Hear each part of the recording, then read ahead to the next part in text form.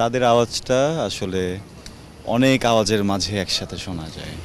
আর একটা বিষয় কি যে ছোট ছোট প্রত্যেকটা আওয়াজ কিন্তু ইম্পর্টেন্ট। আমি বলতে পারবো না যে এই মানুষটা আমার দেশের অংশ না বা আমার অংশ না, সে ভালো হোক, সে মন্দ হোক, সে যেমনই হোক। ইন্ডিয়াতে মোদিকে ফোন দিয়ে দিচ্ছেন যে আমাদের দেশে তো সব সরকার আমরা পতন ঘটায় দিচ্ছি, আপনারা আসুন। যেই ওয়াদাগুলো করে তারা যে শপথগুলো নিয়ে হচ্ছে কি তারা দাঁড়ায়, ঠিক সেগুলো করলেই আর কিছু লাগে না। এমন না যে আমি অনেক বড় মনের মানুষ, এরকম কোনো কিছুই না। আমার মনে হয়েছে ধরেন আমার পরিবারে যদি ওদিন কেউ মারা যেত, আমি তো 7 দিনের ভিতরে আসলে কোনো কিছু প্রমোট করতে পারতাম না। পারতাম বিয়ে করার জন্য যদি আমার বিএমডাব্লিউ কিনতে হয়, তাহলে আমি ক্যাটরিনা কাইফ বিয়ে করব, আমি সাধারণ কেন বিয়ে করব? দর্শক, শিল্প সংস্কৃতি সমাজ বদলের হাতিয়ার। শিল্পীর কিছু দায় এবং দায়িত্ব থাকে যা দেশের জন্য, মানুষের জন্য। সেখান থেকে আমরা বরাবরই দেখেছি জুলাই গণ অভ্যুত্থান থেকে আজ অবধি দেশের যে কোনো ক্রান্তিকালেই আমাদের জন্য কথা বলেছেন, দেশের জন্য কথা বলেছেন ছোট পর্দার জনপ্রিয় অভিনেতা আরশ খান। আজকে আমরা কথা বলবো আরশ খানের সাথে। কেমন আছেন? সুন্দর, আপনি কেমন আছেন? ভালো আছি, এবং যখন আমরা প্রগতিশীল মানুষের দেখা পাই তখন আমাদের ভালো লাগা বেড়ে যায়। বিভিন্ন আন্দোলনের নাট্য অভিনেতা আরশ খানকে আমরা পাই, যেখানে দেশের কথা থাকে, মানুষের কথা থাকে, দশের কথা থাকে, সেখানে আরশ খানেরও কথা থাকে। সেখানে সবারই আসলে কথা থাকে।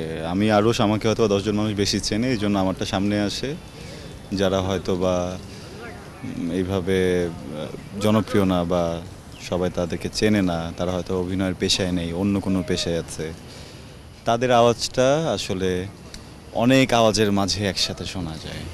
আর একটা বিষয় কি যে ছোট ছোট প্রত্যেকটা আওয়াজ কিন্তু ইম্পর্টেন্ট। কারণ এই যে আমরা বিভিন্ন সময় সাধারণ জনতার যে একটা বিশাল আওয়াজ শুনতে পারি, এটা কিন্তু একজনের আওয়াজে হয় না, ওই ছোট ছোট ছোট ছোট ছোট ছোট আওয়াজগুলো মিলে এটা হয়।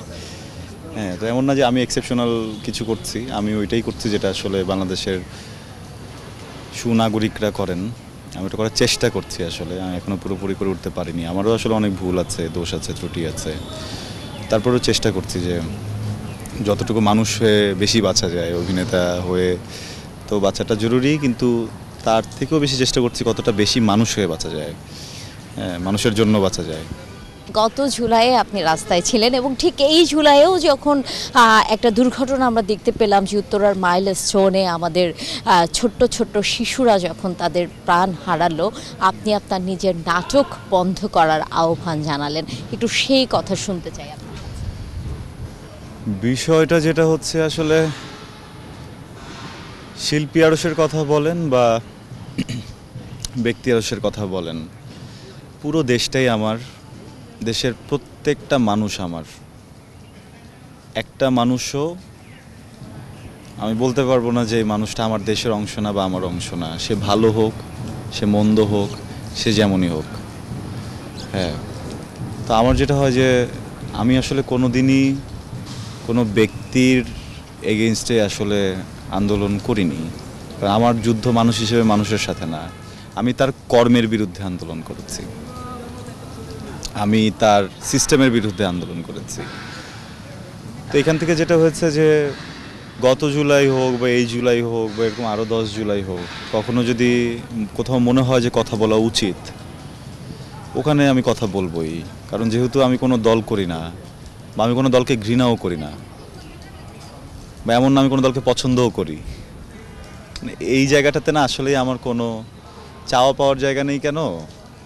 কারণ আমাদের সিস্টেমটা এমন হয়ে গেছে, যা দেখলাম এই সিস্টেমে আমার মনে হয় যে কাল যদি আমাকে বসানো হয় আমিও এই উল্টাপাল্টাটাই করব। আমাদের সিস্টেমটাই নষ্ট হয়ে গেছে। ফিক্স করলে ধরেন আজকে আপনি একটা সরকারের পতন ঘটাবেন, কালকে আরেকটা সরকারের পতন ঘটাবেন, এরপর আরেকটা সরকারের পতন ঘটাবেন, এরপরে সরকারকে ইম্পোর্ট করে আনবেন নাকি বাইরে থেকে? মানে ক্লিন্টন ফ্যামিলিকে ইনভাইট করবেন যে আমাদের দেশে তো সব সরকারের পতন ঘটিয়ে ফেলেছি আমরা, আপনারা একটু আসুন, আমাদেরকে গাইড করুন। না হলে দেখা যাবে ইন্ডিয়াতে মোদিকে ফোন দিয়ে দিচ্ছেন যে আমাদের দেশে তো সব সরকার আমরা পতন ঘটায় দিচ্ছি, আপনারা আসুন। এইভাবে আসলে এইভাবে সম্ভব না। মানে আপনি পাওয়ার যেটাই আসবে ডেফিনেটলি ওটা ঠিক না করলে ওটার এগেইনস্ট অবশ্যই কথা বলতে হবে, কিন্তু কতগুলো পতন হলে আসলে আমাদের বোধের জায়গাটা ক্রিয়েট হবে, কতগুলো পতনের পরে আসলে আমরা মানুষ হিসেবে ঠিক হব, এইটা অনেক বেশি ইম্পর্ট্যান্ট। সিস্টেমটাই নষ্ট হয়ে যাচ্ছে। সিস্টেমটাকে যদি আমরা গোড়া থেকে ঠিক করা শুরু করি, আমার মনে হয় ওই সরকারে আপনি যাকেই বসান না কেন সেই ভালো কাজ করবে, কারণ তখন আসলে আর কোনো অপশন থাকবে না। মোটামুটি আগে দেশের মানুষের সুরক্ষা, তারপরে সবকিছু। তারপরে সব কিছু সাধারণ মানুষের সুরক্ষা এনশিওর করতে হবে। একটা জিনিস ভাইরাল হলে কেন হচ্ছে গিয়ে সেইটার উপর আমল আনা হবে। ভাইরাল হবে না, গোপনে গিয়ে একজন গিয়ে পুলিশের থানায় গিয়ে হচ্ছে গিয়ে কমপ্লেন করবে, সেইটাও সলভ করতে হবে। দেশে যদি এমন হয়ে যায় যে ভাইরাল না হওয়া পর্যন্ত কোনো কিছু ঠিক করা হচ্ছে না, তাহলে তো বিপদ। তাহলে তো জনে জনে ভাইরাল করা শুরু করবে, তখন কি করবেন? তখন তো দেশ বিশ্ব গণমাধ্যমে ছোট হবে। এই জিনিসগুলো ফেসবুকে ভাইরাল হচ্ছে না, আপনার কি মনে হয় এটা শুধু আমার দেশ পর্যন্তই আছে? এটা এটা এটা বাইরে যাচ্ছে না, ছোট হচ্ছে আসলে, বড় পরিসরে ছোট হচ্ছে কি আমার দেশ। যে গুনাহ করছে, যে ভুক্তভোগী, দুজনের তুলনায় সব থেকে বেশি ছোট হচ্ছে পুরো দেশটা, পুরো জাতি ছোট হচ্ছে। এইটার কি দরকার? ছোট ছোট ছোট ছোট পরিসরে এই জিনিসগুলো এখনই ঠিক করা উচিত, সব হবে। মানবিক মানুষ হয়ে ওঠাটা আসলে এখন মনে হয় আমার রাষ্ট্র কাঠামোরও খুব জরুরি। রাষ্ট্র কাঠামোর আসলে যেই কাজটা তাদের করা উচিত সেটাই করা জরুরি। যেই ওয়াদাগুলো করে তারা যে শপথগুলো নিয়ে হচ্ছে গিয়ে তারা দাঁড়ায়, ঠিক সেগুলো করলেই আর কিছু লাগে না। ওগুলো একটু ঠিকঠাক মতো করলে আমার মনে হয় যে সব কিছু সিস্টেমের ভিতর চলে আসে। আমরা আমাদের দেশপ্রেমিক এবং দেশ সচেতন আরশের কথা শুনছি, এবার একটু আরশ খানের কাজের কথা শুনতে চাই। কাজের কথা হচ্ছে আলহামদুলিল্লাহ কাজ ভালো চলছে। এখন ধরেন অনিশ্চয়তায় ভুগছে তো পুরো দেশ, ওখান থেকে আসলে কখন কোন সেক্টরে কি হয় কিছুই বলা যাচ্ছে না। আমরাও মোটামুটি একটা ভারী মন নিয়ে বরাবর কাজ করে যাচ্ছি। ফুর্তির জায়গাটা আসলেই অনেকটা কম।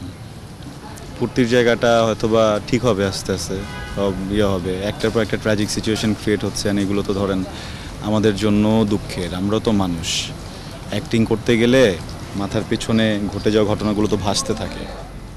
আমি ওই যে একটা প্রশ্ন করেছিলেন, এর মাঝে আমি অনেক কথা বলেছি যে আমি কেন 7 দিনের জন্য নাটক অফ করেছি। আমার ওইটার পরের দিনই আসলে একটা শুটিং ছিল। আমার পক্ষে কি ঠিক পরের দিন গিয়ে শুটিং করাটা সম্ভব? আমার তো নাটকে আমি যখন যাব তখন তো স্ক্রিনে আমি বলতে পারবো না যে একটা বিমান দুর্ঘটনা ঘটেছে যার কারণে আমার মনটা ভালো নেই, আমি পারফর্ম কম করবো আজকে। এটা অপশন তো নেই। আবার দ্য সেম টাইম নাটক রিলিজ করতে বন্ধ করেছে এই জন্য এটা খুবই অমানবিক। এদিকে বাচ্চাগুলোর শরীর পুড়ে যাচ্ছে, এই ভিডিওসগুলো কম করে হলো 7 দিন 8 দিন তো এটা ধরেন একদমই চোখের সামনে ভাসতে থাকবে। একটা মানুষের বেসিক ট্রমা থেকে বের হতে 2.5 দিন সময় লাগে। সেখানে আমাদের কি হয়, জিনিসগুলো ভাইরাল হয়ে হয়ে হয়ে হয়ে আমাদের সামনে সেটা আমাদেরকে বরাবর এটা মনে করায় রাখে সব সময়। সো ওইখান থেকে আমার মনে হয়েছে যে রিকোয়েস্ট করে যদি 7 দিন না আনা যায়। এইটা এমন না যে আমি অনেক মহামানব, এমন না যে আমি অনেক বড় মনের মানুষ, এরকম কোনো কিছুই না। আমার মনে হয়েছে ধরেন আমার পরিবারে যদি ওদিন কেউ মারা যেত, আমি তো 7 দিনের ভিতরে আসলে কোনো কিছু প্রমোট করতে পারতাম না। আমার যদি মার কিছু হতো বা আমার যদি বোনের কিছু হতো বা আমার খালা ফুপু যে কোনো কারো কিছু হলে আমি 7 দিনই তো পারতাম না। তো দেশটা যেহেতু আমার, মানুষগুলো তো আসলে সবই আমার। হয়তোবা আপন বোন না, কিন্তু বোন তো। সো ওইখান থেকে মনে হয়েছে যে 7 দিন বন্ধ রাখি। 7 দিন পরে কাজের জোয়ার কেমন চলছে? সব কিছুর পরেও তো কাজ আমাদের করতে হবে, সে কাজ আমরা আসলে ডে লেবার, আর্টিস্টরা, ডিরেক্টররা, শিল্পীরা, আমাদের দৈনন্দিন জীবনের কাজ, আমরা কাজ করি, বেঁচে থাকি, এটাই আমাদের জীবন। যখন দেখবেন একজন শিল্পীরা তার কাজ নেই, তখন দেখবেন ওই শিল্পী আস্তে আস্তে মারা যাচ্ছে। মানে শিল্পীরা কিন্তু খুব বেশি দিন বাঁচে না, ওই ততদিনই বাঁচে যতদিন কাজ থাকে। এরপরে দেখবেন যে কাজের বাইরে গিয়ে আমাদের আসলে কোনো পৃথিবী নেই, কাজের বাইরে আমাদের কিছুই নেই, সবই কাজকেন্দ্রিক। তো কাজটা যতটুকু করে যতক্ষণ সময় করে বেঁচে থাকা যায় সুন্দর হবে, ওই চেষ্টায় থাকি। তো সো এটাই করছি। হাতে কি কি কাজ এখন আছে? নাটক কি পরিমাণে? ভালো, ব্যস্ততা চলছে আর কি। মানে একটার পর একটা প্রজেক্ট মিটিংয়ে বসছি, যেভাবে এতদিন পর্যন্ত করেছি অমনই। ইদানিং যেটা হয়েছে যে একটু বেছে করার চেষ্টা করছি, আর একটু বেটার গল্প বের করার চেষ্টা করছি, তো পরিশ্রমটা একটু বেড়েছে আর কি। পরিশ্রম সৌভাগ্যের প্রসূতি আমরা জানি। জুটি নিয়ে একটা কথা আমরা ইদানিং খুব শুনছি যে জুটির বাইরে আসলে কেউ নাটক করতে চায় না, কিন্তু আপনি ভ্যারাইটিস নাটক করছেন। সুনেরার সাথে একটা নাটক খুব বেশি আলোচনা এখন দেখতে পাচ্ছি। যারা নতুন কাজ করছে তাদেরকেও আপনি সমানভাবে এগোচ্ছেন তাদের সাথে। আপনার কেন এই জুটির পরে আটকে থাকাটা নেই জুটির ভেতর? অভিনয় যারা করেন, অভিনেতা বা অভিনেত্রী, তাদের আসলে এমন একটা জায়গা ক্রিয়েট করা ফেলা উচিত, এমন একটা ভাবে নিজেকে রেডি করে ফেলা উচিত যে উনি যদি কলা গাছের সামনে দাঁড়াও অ্যাক্টিং করে তাও মনে হবে যে ভালো লাগছে সিনটা। কারণ আমি যখন থিয়েটার করেছি তখন তো নৌকার সিনে আসলে নৌকা থাকতো না, আমরা ওড়না হাতে হাতে হাতে হাতে ধরে একটা নৌকার মতো বানিয়ে ওইখানে ঘন্টা পর ঘন্টা বইটাও ছিল না, ওইটাও ওড়না দিয়ে, হাতে তো গান থাকতো না, আমরা একটা লাঠি দিয়ে ওটাকে গান মনে করে করতাম, দর্শকও মনে করে নিতেন যে হাতে গানই আছে। তো এই জায়গাটা এরকম হওয়া উচিত যে অভিনয়টা আসলে এভাবেই করা উচিত যে মানুষ আপনার অভিনয়ে ডুবে থাকবে, এরপরে আপনি আসলে কি করছেন, কার সাথে করছেন, এইগুলো মানুষ ভুলে যাবে। যদিও গুড কো অ্যাক্টর অনেক মাইনে রাখে, আপনার সহশিল্পী যখন ভালো অভিনেত্রী হবে, ভালো অভিনেতা হবে, তখন আপনার পারফরমেন্সও প্লাস হবে। তো এখান থেকে এই বিষয়গুলো একটু মাথায় রাখি। তারপরেও মানে আমারও তো কখনো ডে ওয়ান ছিল, তখন তো আমারও কাজ হয়েছে, কিছু সংখ্যক মানুষের সাথে কাজ হয়েছে, ওই কাজ করতে করতেই তো ধরেন আজ এই কয়টা রাস্তা পার হয়ে আসলাম। আমার মনে হয় যে আমার নতুনদের প্রতি আমার আর একটু